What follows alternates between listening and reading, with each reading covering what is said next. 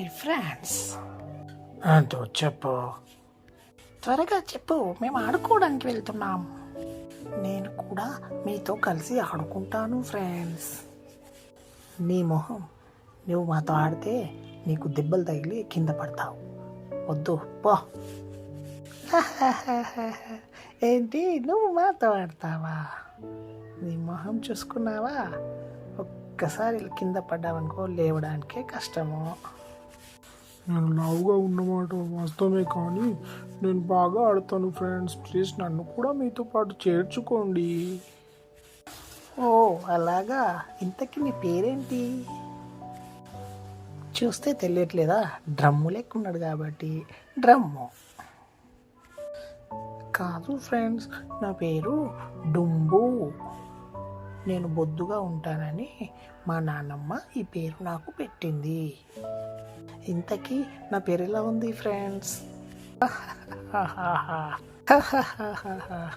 మంచి పేరే పెట్టిందిలే మీ నాన్నమ్మ.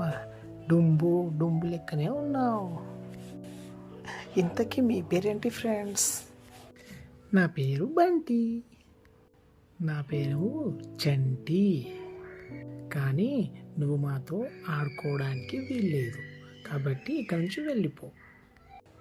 ఒరే బంటి, వాడితో మనకు మాటలు ఎందుకు కానీ రా ఆడుకుందాం. ఒరే చంటి, అటు చూడరా, ఒక పెద్ద బండరాయి మన వైపుకే వస్తుంది. పక్క పరిగెత్తరా. ఒరే బంటి, అవునరా, నిజమే. నాకు చాలా భయం వేస్తుంది. అది ఆల్రెడీ మన దగ్గరకు వచ్చేసిందిరా. ఈరోజు మన పని అయిపోయింది. అయ్యో అయ్యో, వీరికి ఏదో ప్రమాదం రాబోతున్నట్టుంది.